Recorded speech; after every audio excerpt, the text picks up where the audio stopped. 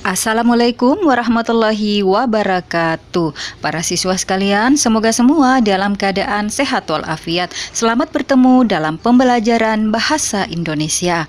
Pada pertemuan kali ini, Ibu akan membahas materi unsur intrinsik cerpen pohon keramat. Para siswa sekalian, cerpen ini diawali dengan gambaran letak Gunung Beser dan keangkeran gunung tersebut. Konon, di sana Jaya Sakti yang menjadi incaran Belanda bersembunyi. Hal itu sangat dipercaya oleh penduduk kampung, karena ada beberapa orang yang pernah masuk tetapi ia tidak bisa kembali. Itulah sebabnya sehingga penduduk hanya berani sampai ke kaki gunung. Namun, berbeda dengan tokoh saya pada cerpen tersebut, ia justru mengagumi keindahan Gunung Beser, menyukai dan menikmati udara dingin dan air dari gunung tersebut. Setiap subuh, kakeknya akan membangunkan dan mengajak pergi ke masjid kecil di pinggir sawah.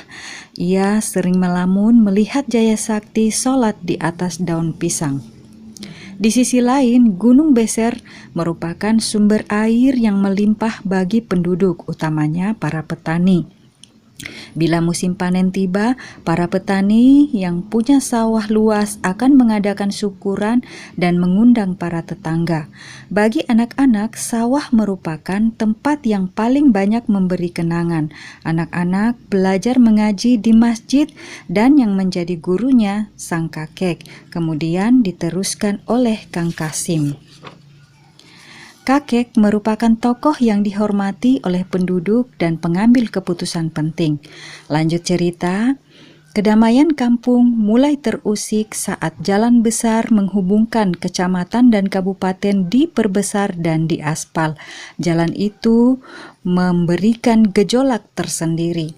Petani hilir mudik ke kota kabupaten menjual hasil bumi. Remaja tidak sedikit yang meneruskan sekolah ke kota. Pembangunan pabrik semakin santer diinformasikan oleh orang kecamatan.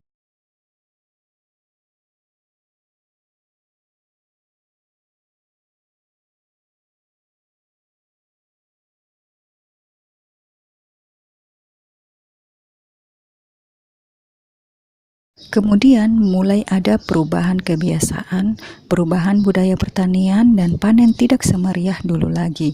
Perselisihan penduduk mulai terasa ketika penggerak pembangunan dari kota merencanakan untuk membuka sebagian Gunung Beser untuk perluasan pertanian dan pabrik.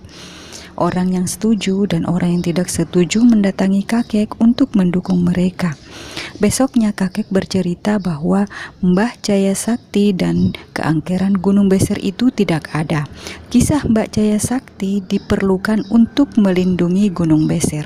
Kakek menyetujui karena mereka berjanji akan membuka sampai kaki gunung saja. Pada kenyataannya, pembangunan kaki gunung semakin meluas dan semakin banyak orang yang datang. Tidak lama kemudian, kakek meninggal. Penggerak pembangunan akhirnya mencuri perhatian penduduk. Gunung Beser bercahaya siang malam oleh semaraknya listrik. Adanya perkelahian petani gara-gara berebut air, lalu pertanian menjadi tidak subur dan manusia yang tidak lagi bersahabat. Kekeringan di musim kemarau dan banjir-banjir kecil di musim hujan tidak lagi asing. Di akhir cerita, tokoh saya hanya bisa mencatat peristiwa-peristiwa itu tanpa mengerti apa yang telah terjadi. Para siswa sekalian, cerpen tersebut dapat kamu baca pada buku paket Bahasa Indonesia kelas 9 yang diterbitkan oleh Kementerian Pendidikan dan Kebudayaan Republik Indonesia tahun 2018, halaman 53-60, atau pada buku Kupu-Kupu di Bantimurung, Antologi Cerpen Remaja 3, terbit tahun 2003, halaman 29 sampai dengan 36. Para siswa sekalian, unsur intrinsik cerpen yaitu 1 tema, 2 tokoh dan penokohan, 3 latar atau setting, 4 alur atau plot, 5 sudut pandang atau point of view, 6 amanat. Secara umum, tema merupakan gagasan pokok yang mendasari suatu karya. Tema cerpen tersebut adalah kepercayaan penduduk yang terkikis oleh modernisasi. Unsur intrinsik yang berikut adalah tokoh dan penokohan. Adapun tokoh dan penokohan yang terdapat pada cerpen Pohon Keramat yaitu: 1. Tokoh saya berwatak patuh dan rajin. 2. Mbah Jaya Sakti memiliki karakter pemberani. 3. Kakek memiliki karakter bijaksana dan suka menolong. 4. Kang Hasih memiliki karakter baik. 5. Penduduk memiliki karakter rukun kemudian mudah emosi. 6. Anak-anak memiliki karakter ceria dan baik.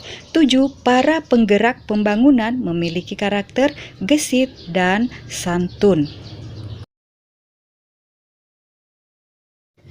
Unsur intrinsik yang selanjutnya adalah latar atau setting. Adapun latar yang terdapat pada cerpen tersebut yaitu latar tempat di Gunung Beser, kampung, masjid, rumah kakek, sawah, kolam, pasar, rumah Pak Mantri, jalan besar, kaki gunung. Kemudian latar waktu saat pendudukan Belanda, malam hari, setiap subuh, pagi hari, sore, dan saat panen. Adapun latar suasana yaitu menyenangkan, menegangkan, dan mengkhawatirkan. Alur atau plot pada cerpen tersebut yaitu alur mundur dan alur maju. Alur mundur dapat dilihat pada paragraf pertama sampai dengan paragraf kelima, menceritakan tentang peristiwa yang terjadi pada masa lalu tentang Gunung Beser. Alur maju dimulai pada paragraf 6 dan seterusnya sampai selesai.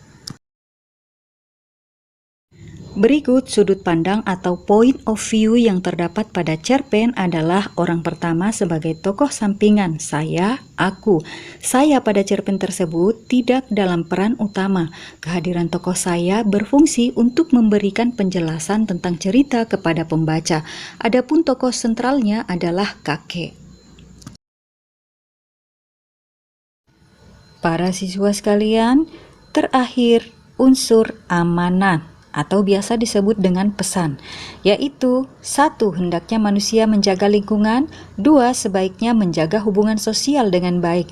3. Seorang tokoh selalu bijak dalam memutuskan persoalan. Para siswa sekalian, ada amanah penting yang dikemukakan oleh penulis di akhir cerita bahwa kita harus lebih dekat bersahabat dengan alam agar alam lebih bersahabat dengan kita. Pohon memang keramat, harus dihargai, dihormati, dijaga, dan dipelihara. Tanpa pohon, bencana akan lebih sering terjadi menimpa kita. Mbah Jaya Sakti mestinya berubah menjadi kesadaran ilmu. Kakek benar, banyak orang cuma merasa pintar, padahal tidak.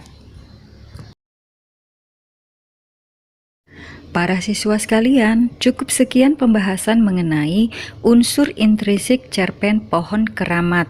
Mudah-mudahan dapat dipahami. Selalu semangat, jaga kesehatan. Sampai jumpa pada pembelajaran berikut. Wassalamualaikum warahmatullahi wabarakatuh.